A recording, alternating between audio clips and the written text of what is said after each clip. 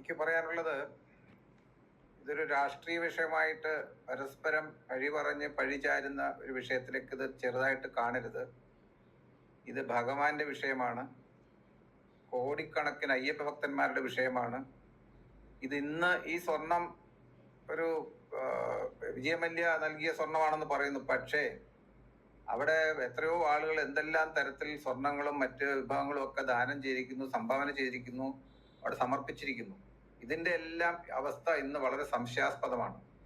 കാരണം പൊതുസമൂഹത്തിന്റെ മുന്നിൽ കാണപ്പെടുന്നതായിട്ടുള്ള ഈ വിഗ്രഹ രൂപങ്ങളുടെ പുറത്ത് ചാർത്തിയിരുന്ന ആ സ്വർണം വരെ അവിടുന്ന് എടുത്തുകൊണ്ട് പോകാമെങ്കിൽ ഈ ലോക്കറിൽ ഇരിക്കുന്ന സ്വർണത്തിന്റെയോ അല്ലെങ്കിൽ ആ വിലപിടിപ്പുള്ള വസ്തുക്കളുടെ അവസ്ഥ എന്താവും? ഇത് ഓരോ ഭക്തജനങ്ങളും ചിന്തിക്കുന്ന വിഷയമാണ്. അതുകൊണ്ട് പരമപ്രധാനമായ വിഷയം, ഈ ദേവസ്വം ബോർഡ് എന്നുള്ള ഒരു സംവിധാനത്തിന്റെ വിശ്വാസ്യത തന്നെ നഷ്ടപ്പെട്ടിരിക്കുന്നു എന്നുള്ള അടിസ്ഥാനപരമായിട്ട് എനിക്ക് പറയാനുള്ളത്. ഇത് വളരെ കുറച്ചു കാലങ്ങളായിട്ട് തന്നെ ഈ ദേവസ്വം ബോർഡിന്റെ പിടിപ്പുകേടും അതുപോലെ തന്നെ ദേവസ്വം സ്വത്തുക്കൾ നഷ്ടപ്പെടുന്നതും ധാരാളം അഴിമതിയും എല്ലാം അടിക്കടി വന്നുകൊണ്ടിരിക്കുകയാണ്, മാധ്യമങ്ങളിലൂടെയും അല്ലാതെയും. ഇതൊക്കെ നമുക്കറിയാവുന്ന വിഷയമാണ്.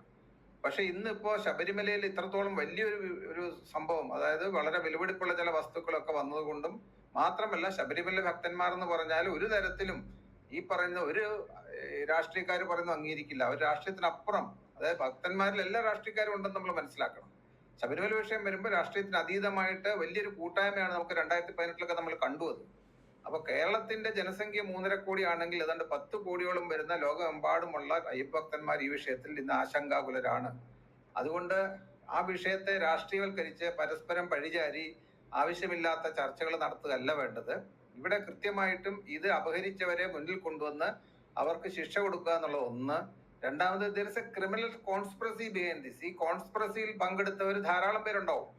അത് ചിലപ്പം മന്ത്രി ഉണ്ടാവാം, ദേവസ്വം മന്ത്രിമാരുണ്ടാവും, എനിക്കറിയില്ല, ഞാൻ പറയുകയാണ്. അത് അന്വേഷിക്കേണ്ടതാണ്. അതുപോലെ തന്നെ ദേവസ്വം ബോർഡ് തന്നെ ഉണ്ടെന്നുള്ളത് ഇപ്പൊ FIR കോടതി തന്നെ ആവശ്യപ്പെട്ടിട്ടപ്പോൾ നമുക്കറിയാൻ പറ്റും. അപ്പൊ ഈ ദേവസ്വം നിയമനം, ദേവസ്വം ബോർഡ് പ്രസിഡന്റും അതുപോലെ തന്നെ അംഗങ്ങളുടെ നിയമനം തീർച്ചയായിട്ടും ഒരു പൊളിറ്റിക്കൽ അപ്പോയിന്റ്മെന്റ് ആണ്. അത് നമുക്കറിയാവുന്ന വിഷയമാണ്. അതുകൊണ്ട് ഈ പൊളിറ്റിക്കൽ യജമാനന്മാരോട് ചോദിക്കാതെ ഇത്തരം കാര്യങ്ങൾ ഇവർ ഇടപെടുമോ എന്നുള്ളത് വളരെയധികം സംശയാസ്പദ സാഹചര്യമാണ്. അതുകൊണ്ട് തീർച്ചയായിട്ടും ഇതിന്റെ പിന്നിൽ ചില രാഷ്ട്രീയ പാർട്ടികളും, അത് ഞാൻ കോൺഗ്രസോ എന്നതാന്നല്ല പറയുന്നത്, കാരണം 1998 മനസ്സിലാക്കുന്നു ഈ സ്വർണം മല്യ അവിടെ നൽകിയതും പിന്നീട് 99 കംപ്ലീറ്റ് ചെയ്യുന്നു. പിന്നീട് ഇങ്ങോട്ടുള്ള ഓരോ സമയത്തെയും, കാരണം ഇത് 2019 ഒരു പ്രത്യേക സന്ദർഭത്തിലാണ് നമ്മുടെ മുന്നിലേക്ക് വരുന്നത്. അതായത് കഴിഞ്ഞ മാസം സെപ്റ്റംബർ മാസത്തില് പെട്ടെന്ന് അവിടെ ഈ ദ്വാരപാലക വിഗ്രഹത്തിൽ ഉണ്ടായിരുന്ന സ്വർണം കാണാതെ വരുമ്പോൾ സ്പെഷ്യൽ കമ്മീഷണർ റിപ്പോർട്ട് കൊടുക്കുകയും അതിന്റെ അടിസ്ഥാനത്തിൽ സുയമോട്ടോ കേസ് എടുക്കുകയും ഒക്കെ സംഭവിച്ചപ്പോഴാണ് നമ്മുടെ മുന്നിൽ വരികയും അതിന്റെ അന്വേഷണം മാസറിടാനായിട്ടും അതുപോലെ തന്നെ ബാക്കി അന്വേഷണം നടത്താനായിട്ടും ഹൈക്കോടതി ആവശ്യപ്പെട്ടപ്പോഴാണ്, ദേവസ്വം വിജിലൻസ് തന്നെ അന്വേഷിച്ചപ്പോഴാണ് ഇത് 2019 ഇതിലും ഭീകരമായ കാര്യം നടന്നു നമ്മൾ അറിയുന്നത്. പക്ഷേ അതിന്റെ മുൻപ് നടന്നിട്ടുണ്ടോ എന്നുള്ള അന്വേഷിക്കേണ്ട വിഷയമാണ്. അതുകൊണ്ട് തീർച്ചയായിട്ടും ഈ സ്വർണത്തിന്റെ വിഷയം ഏറ്റവും ചുരുങ്ങിയ പക്ഷം 1999, 98, 99 കാലം മുതൽ ഇന്ന് വരെ അന്വേഷിക്കണം. അത് തീർച്ചയായിട്ടും നമുക്ക് കേരള പോലീസ് അന്വേഷിച്ചുകൊണ്ട് യാതൊരു കാര്യമില്ല. എന്താണെന്ന് വെച്ചാൽ ഈ പറയുന്ന ആളുകളൊക്കെ പൊളിറ്റിക്കലി അപ്പോയിന്റഡ് ആയിട്ടുള്ള ദേവസ്വം ബോർഡും ഒക്കെ നിലനിൽക്കുന്നിടത്തോളം കാലം ഒരു കാരണവശാൽ, അത് മാത്രമല്ല അവരുടെ സംരക്ഷകരായിട്ട് മന്ത്രിമാരും ഒക്കെ ഉണ്ടാവും. അതുകൊണ്ട് അത്തരത്തിൽ ഒരു അന്വേഷണം കേരള പോലീസിന് എത്ര സത്യസന്ധമായ ഉദ്യോഗസ്ഥന്മാരായാലും അവർ ചെയ്യുമ്പോൾ എത്രത്തോളം പുറത്തു വരും എന്ന് സംശയിക്കേണ്ടതുണ്ട്. അതുകൊണ്ട് തീർച്ചയായും മാത്രമല്ല, ഇതിന് അന്തർ സംസ്ഥാന ബന്ധം കൂടെ ഉണ്ട്. വളരെ കൃത്യമായിട്ട് നമുക്കറിയാം, ഈ സംസ്ഥാനത്ത് മാത്രം ഒതുങ്ങുന്ന ഒരു വിഷയമല്ല. ഇത് കർണാടകയിലേക്കും ഹൈദരാബാദിലേക്കും അതല്ലെങ്കിൽ തമിഴ്നാട്ടിലേക്കും പോയ വിഷയമൊക്കെ ഉണ്ട്. അതുകൊണ്ട് വളരെ ദീർഘനാളത്തെ കാര്യങ്ങളുണ്ട്. ഇതിന് മറ്റു ചില ആളുകളുടെ ഇൻവോൾവ്മെന്റ് ഉണ്ടോ എന്നെല്ലാം സംശയിക്കേണ്ടതുണ്ട്. ഒരു കാരണവശാലും കേരള പോലീസ് അന്വേഷിച്ചാൽ എങ്ങും എത്തില്ല എന്നുള്ള യാതൊരു സംശയമില്ല. നമുക്കറിയാം ഇതുവരെയുള്ള പല അന്വേഷണങ്ങളും.